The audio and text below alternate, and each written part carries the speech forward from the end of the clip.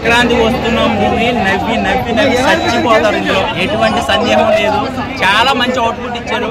గోదావరి యాస చూపించాడు. Ex girl friend కక్ష ఎలా ఉంటుందో కూడా చూపించారు. ఎక్స్ గర్ల్ ఫ్రెండ్ కి పెళ్లి అయిపోయిన భార్య మధ్యలో మగడు ఎలా నలిగిపోతాడో చూపించారు. మీరు సినిమా చూసారో లేదో తెలియదు కానీ లేకపోతే మీరు ఈ క్వశ్చన్ అడగరు అనమాట. మామూలుగా లేదండి.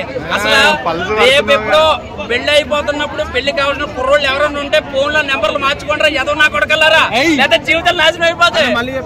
మళ్ళీ చెప్పడాలు ఉంటావు. ఒకటే టేక్ సింగిల్ టేక్ ఇక్కడ మామూలుగా లేదు. చాలా బాగుంది. సంక్రాంతికి వస్తున్నాము. మంచి Sankranti block buster comedy hit అని చెప్పాలి. అందులో ఒక బుడ్డోడి క్యారెక్టర్ ఉంటుంది. వాడు మా ఊర్లో పిల్లలు మేమందరం చిన్నప్పుడు టైర్ ఆటలు ఆ ఆటలు ఈ ఆటలు ఆడుకున్నప్పుడు ఊళ్ళో మసాలా మాటలు మాట్లాడతాం కదా.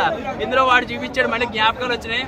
అలాగే అనిల్ రావుపూడి గారు ఫస్ట్ నుంచి లాస్ట్ దాకా కూడా ఒకే ట్రాక్ పట్టుకోకుండా ఫస్ట్ హాఫ్ అంతా కూడా ఘర్షణలో వెంకటేష్ గారిని చూస్తాం పోలీస్ ఆఫీసర్ గా. మధ్య మధ్యలో చిన్న చిన్న షాట్లు. సో సెకండ్ హాఫ్ అంతా కలిసి ఉందనరా ప్రేమించుకుందనరా అప్పుడు వెంకటేష్ గారు ఎలా ఉన్నారు ఎప్పటికీ అలాగే ఉన్నారు. అదే కామెడీ టైమింగ్ అయ్యే చిన్న చిన్న స్టెప్పులు. ఆ చిన్న చిన్న స్టెప్పుల గురించి బొడ్డోడు ఒక చిన్న పని చేస్తారు. అది బాగుంది.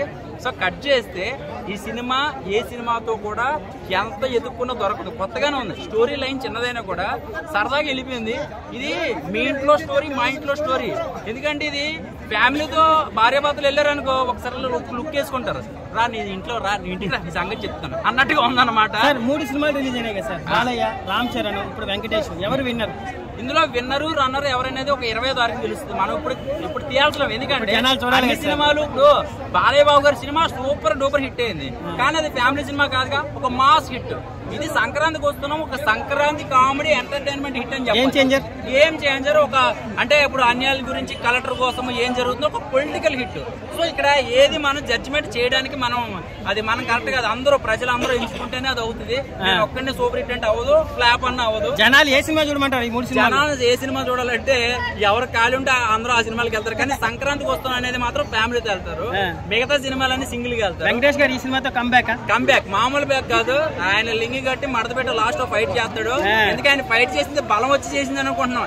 ఇద్దరు ఆడోళ్ళ మధ్యన ఆ ఫైర్ మొత్తం ఫ్రస్ట్రేషన్ అంతా కూడా 100 మంది లేపాడు. అదే రప్ప ఆయనకి తెలియదు ఎందుకే అదే ఆయనకి తెలియదు ఎందుకు అంతమందిని చంపేవని.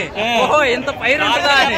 అందుకే ప్రతి ఒక్కరు కూడా సినిమా చూసి ముందు సినిమా చూసిన తర్వాత పక్కకు వాష్రూమ్ కి వెళ్ళి పేర్లు మార్చేట్టుకుంటారు. ఎదవ నా కొడకల్లారా లేకపోతే బతుకులు బస్ స్టాండ్ లో అయిపోతాయి, చికెన్ ఫ్రైలు అయిపోతాయి. మామూలుగా ఉండదు. వెంకటేష్ గారు పని అయిపోయింది అంటున్నారు. ఈ మధ్యన చిన్న హీరోలు వచ్చారు, అందరూ పాన్ ఇండియా స్టార్స్ అయిపోయారు.